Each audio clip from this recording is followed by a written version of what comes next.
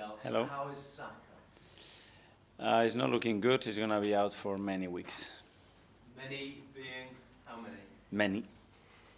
I cannot be too specific because I don't know, but it will be many weeks. How big a blow is that for you? Yeah, it's a huge one. Obviously, it's a big player for us. You just have to see the impact that he's got on the team. But it's going to go a really good exercise for all of us to think about ways to overcome another challenge because we already have a lot in the season. And how is Raheem Sterling? He's going to be out for weeks, I believe. He needs some further testing tomorrow to understand the extent of the injury. It's his knee, and we have to wait and see another 24 hours. But unfortunately, he's going to be out for a while, yeah. So that's two right wingers. Yeah. Do you feel you've got enough cover in the squad for those losses, or could this affect your thinking in January? We have to look internally what we have and be creative, do a very good exercise again. How can we mold the squad? How can we adapt to the circumstances and be different? We cannot pretend to be the same. We're going to have to be different and trying to find the best way to do it and be very competitive and win a lot of games. So you won't sign a right midfield in January? I don't know. My intention right now is to, within the team, what we have, get the best out of that. What is outside is not in our control. And finally for me, it comes at a time as Gabriel Jesus finds form, very timely. Can he now fill that void that's left in terms of goals and assists by Saka? Well, he's certainly done that the last two games. He's not going to be just in isolation a player. And the way we've done it has been collectively, and we've been very strong the last few years, scoring a lot of goals from various players and sharing the responsibility across the team. Thank you.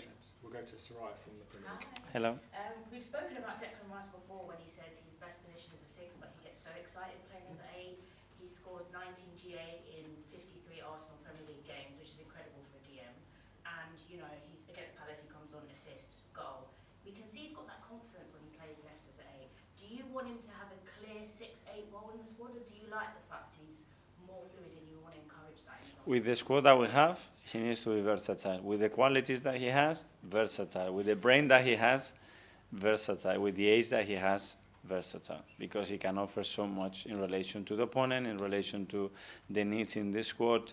And I think put him just in a box, Declan, in my opinion, it doesn't work.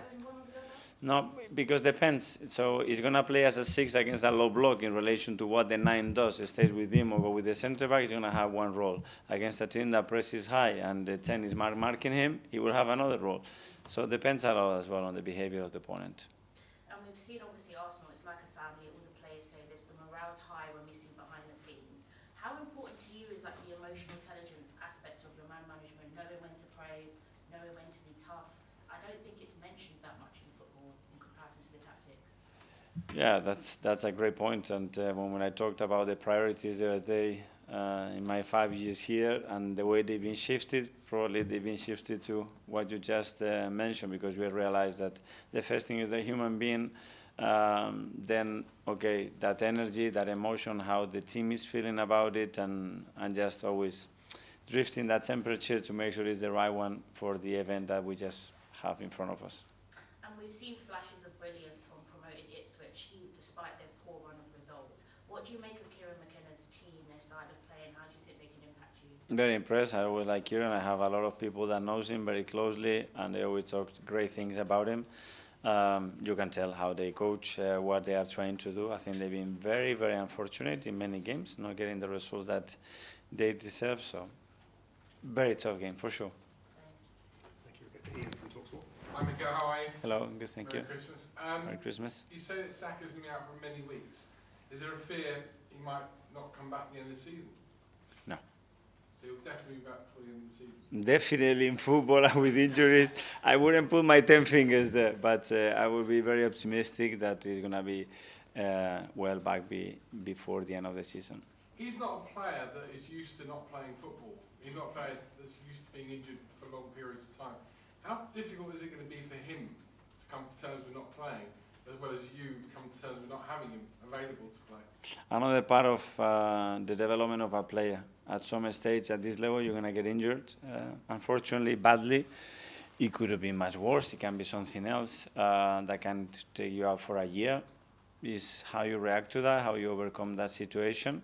And it's a great learning process for him as well. I take it this way. It is what it is. He's injured. We cannot change it. How we're going to use this time now to help him for the following years in his career.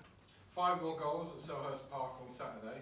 A record number of times you scored 5 goals or more in the Premier League away from home this season. In terms of the goal scoring, it's something which you seem to have solved. Everyone wonders where your goals are coming from. I've even said to you that you need to go and buy a number 9. And yet you always said no, and now you're proving it. Yeah, but nobody's right. You are saying that, and you might be right because somebody comes in and scores 40 goals. But what we have is what we have. I'm really happy with the players that we have.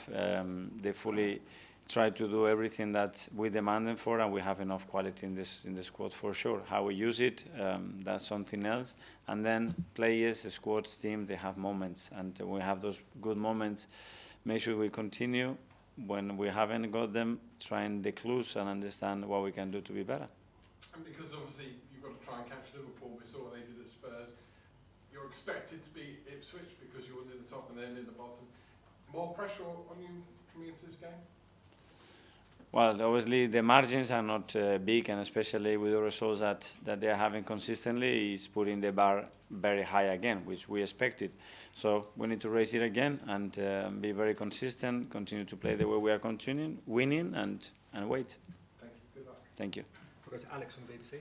Hi. Mikel. How would you challenge the players to step up in Bukayo Saka's absence? Because since you've been in charge, he's got, by some distance, quite the most goals and assists. I'm putting some ideas together. I haven't got there yet, but I have a few, and then I want to speak with them as well to understand how we're going to generate that and take it in a positive way, because that's going to mean that we're going to be different. We went through the period with Martin. We went through the period with 5-6 defenders missing. We went through the period without many other players, and we will continue to do that, finding ways and taking it with positive energy. That's it. And on Saturday, you scored 5 goals. You've been criticised, or your side has been criticised for not scoring from open play. You played Kai Havertz and Gabriel Jesus, but do you have to try and find a balance now going forward between that solidity your team is well known for and the free scoring you showed on Saturday? Yeah, it's always about that. You know, when you cover something, you uncover something else. That's always the dilemma. We score goals when Kai was on the pitch. We score goals when Declan was on the pitch, which is a different profile. So is it related to the players? Is it related to the intentions of the team as individuals in certain moments of games? Confidence, it's a lot of aspects that plays a part. Simon, Evening Standard. Mikel, we Hi. talk a lot about the players in this period, but do you think for you as a coach, finding solutions without Martin, finding solutions without Bukayo, this period will make you a better coach? I think so, yeah. And obviously we started the season with one of the thinnest squads in the Premier League. We knew that, you know. Okay, so what do we need then? We are the thinnest, what do we need? And really dig into that, you know, and make sure that we utilize every player in the best possible potential, everything. Everybody has to feel part of it. You need to rediscover players in different positions, relationships. It's a great one, honestly. It's a really good exercise, and the boys are willing to do anything we demand them to do, so that's a really good thing as well. And just on January, in past windows, you've moved very quickly when you needed to. You've been quite agile. Obviously, you've lost Eddie there and Jason's come in. Do you still feel you've got that ability next month if you suddenly decide 2 weeks in, right, we need to do something? Yes, the preparation is done, and we are ready if something happens. Obviously, we didn't predict a situation with Bukayo, obviously, and Raheem at the same time. We predicted more if something else happened, for example, in the defensive line. But the job is done, and then, okay, if something has to happen, we will be open. But the main focus is, okay, now how we subtract still a lot of potential that there is in this squad. Hi. In your answer to Alex there, you listed all the different injury challenges you've had to deal with, and you said at the weekend that you weren't surprised with the fixture list, the amount of injuries in your big club. It's not just Arsenal, it's across the league. Do you think that's a problem that sort of we need to look at as sort of footballing people in general, this fixture list, this season in particular, with even more games? Has that been a real issue that maybe we need to think about? Yeah, but it's probably more the accumulation of seasons. You know, for example, Bukayo, Declan, they play over 130 games in 2 seasons. So what's going to happen in the second one, the third one, or the fourth one, if that continues the same way, probably is unsustainable unless we find ways to, physically turn them into monsters, you know, that they can cope with anything. Because the fact that you train and recover is not a good pattern, because that means that you don't train. And the body needs to train, the muscle needs to train. If you just play and recover, you start to lose a lot of factors, a lot of qualities within your body in the physical aspect that are key to performance. And not just to play, not to get injured, but to become a better athlete, which is very different, and keep evolving as an athlete. And that's a challenge, but okay, we're trying to find ways to do it. Do you think it's a case of maybe trying next season to have less games across the calendar, or maybe bigger I don't think squads? that's going to happen, so I throw that through the window immediately. What do Because you think would work to make it more sustainable or something like that? again, improve the athletes and have bigger squads. I don't think it's, at the moment, the other option. I don't see it on the table. James, ESPN. This conversation about player welfare, which we seem to have fairly consistently, I mean, do you think anyone in football is actually listening? Listening, I hope they are listening. Is whoever is in charge can actually do something right now with the commitments that they're already in place in the next 3-4 seasons. Very challenging, very difficult, I think. Because you're the most plugged in of all of us. I mean, do you get a sense that there is a desire to address this issue?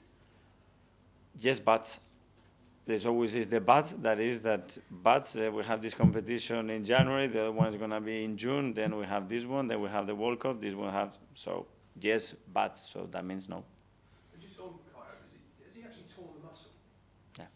And was the injury? Do you think it was just bad luck, or do you, with hindsight, do you feel it was preventable anyway? Probably there are ways to prevent the injury. It happened very early in the match, so the fatigue element is not that important. There are other factors. Obviously, we are looking at everything that we could have done better, differently, but there is a lot of incontrollables as well. The action produces so much force because it's the moment that he puts the cross in, so all the force is in the standing leg, and those actions happen in football. So I don't know. Okay, last couple in the last section. James from Athletic. Hi, Mikel. Hi. Obviously, you said you're going to look at internal solutions. I wondered what you made of Gabriel Martinelli's performance on the right-hand side against Crystal Palace. Could be an interesting option for you. Yeah, well, that's the first one that we decided to go through, especially because he's played there before. I mean, he played the last game there against Everton in the last match of the season. He did really well. I think he did really well again the other day. He scored a goal, created an assist, and it's a good option to have. We're going to have the options to play inverted footed as well if we need to, another kind of profile in relation to the opposition. So we are on it. Yeah, and I suppose Raheem would have been the next in line. So who are the other candidates to step into that role? Gabriel Jesus, maybe even Ethan Ranieri?